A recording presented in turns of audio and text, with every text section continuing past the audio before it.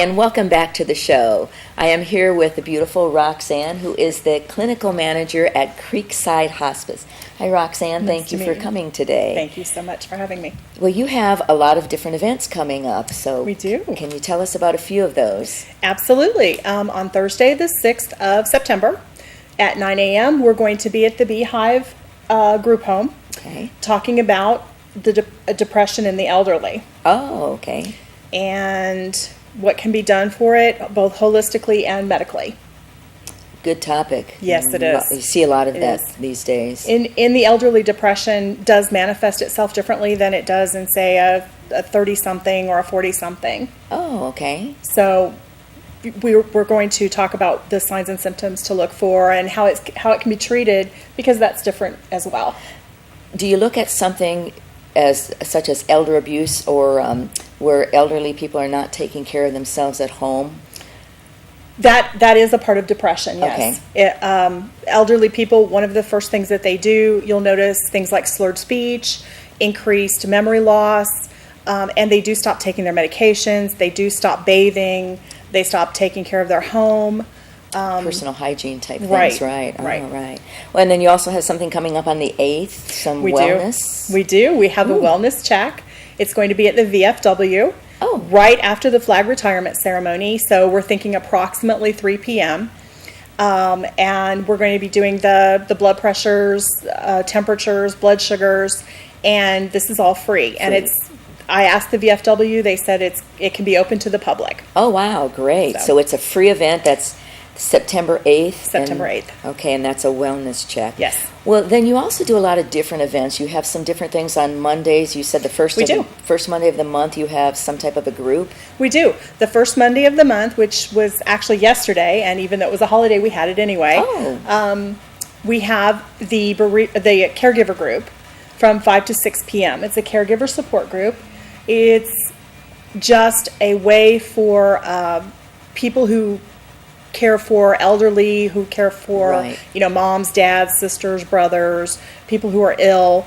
That's a way for them to get together and kind of decompress. Okay, or just vent a little bit, get those feelings out. Wow, well, that's a great group to belong to, because that adds to the stress and to the depression if they don't take care of those feelings.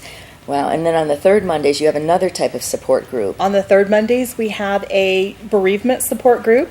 That's for people who have lost loved ones, and that includes, moms, dads, spouses, siblings, pets, just anybody, actually. And those who maybe can't make it to the caregiver group can also come to the bereavement group to get a little support and a little, extra love and attention. And it's great to have that type of support, because you have people with like interests that will share those, and you can find out that you're not going through these things alone, that, what you're thinking is not really crazy or off the wall. Other people may be thinking the same types of things. So that's right. That adds to the caregiving.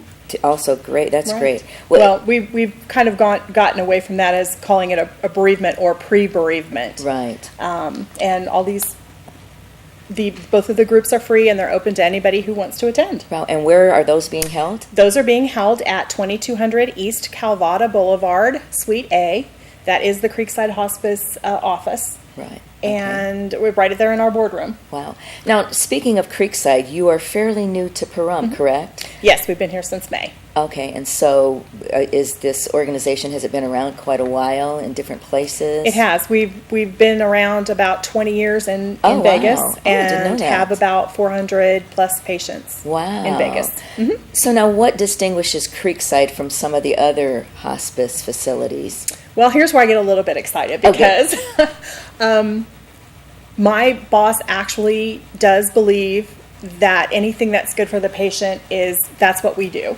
Whether it's a CNA 7 days a week, whether it's medical equipment, whether it's taking on a patient who is underinsured or uninsured, he's all for it. He okays just about everything, just because if I can make a case that's what the patient needs, that's what the patient wants, he's he's willing to help. Wow, that's wonderful. Mm-hmm. And you really have to do a lot of assessment with that, don't you? Because if you look at it, I know my parents had hospice, and Mm-hmm. a lot of times they don't know what they need or what they want, and so that's probably where you come in and do a lot of assessment.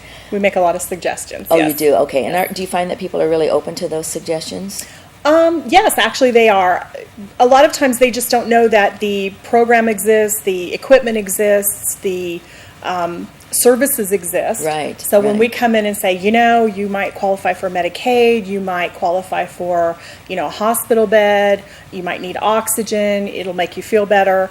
They don't know that. They Right. don't know that it's possible. So Right. once I tell them it's possible, or once our social worker or chaplain tells them it's possible, then yeah, they are usually very open to it. That's great because, at that time, even though they might somewhat think of those types of things, all rationality seems to be gone at that time. You're so focused on other things. We also have something coming up at the Fall Fair and Festival. We are planning to have a booth at the Fall Fair and Festival this year. We're going to do things like wellness checks. We are going to do the blood pressures and the blood sugars if it's requested. Also, we're hoping to have a lady to do advanced directives. Oh, okay. And What's that? okay, an advanced directive just says that in the event that I can't speak for myself, Right.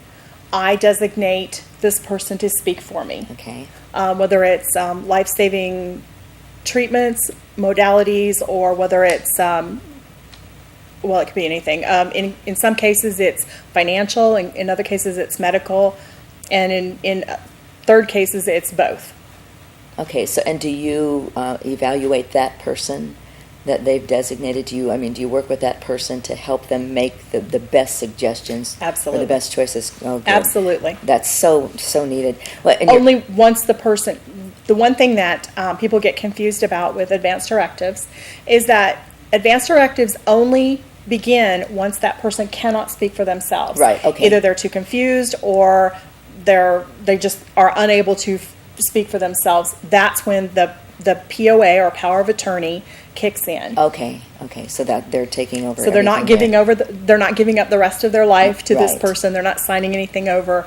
It's just once they are unable to speak for themselves, that person begins to speak for So, them. and it's usually a person that they have complete trust in. Yes. So, do you look at that to see that that there is that connection? Do you have anything to do with that? Not usually, because if the person is if the patient or if the designee is designating that person, then we assume that there already is some Some connection. there. Now, if we feel that that person is perhaps too confused or there's something else going on, then yes, we can ask that a little more evaluation be done. Oh, good. Okay, that was Yeah. was my question there. Right. Now, and this is pretty much a volunteer organization, right? You're looking for volunteers to help We out. desperately need volunteers, yes. And how can someone volunteer? That's easy. Call Creekside Hospice Okay. at either 775-727-7000 or 702-650-7669 and ask to speak to Barbara Colvin. Barbara Colvin. She okay. is the head of the volunteers for Creekside. Okay, now will she be at these other events also too? I'm hoping to rope her in and get her there, yes. So you can, if they don't call those numbers, they can attend one of your events. You have one on the Absolutely. 6th. That's at Beehive. You have one on the 8th, and that's at the VFW, At the correct? VFW, And right. you will be having a booth at the Fair and Festival. That's a good place to get volunteers.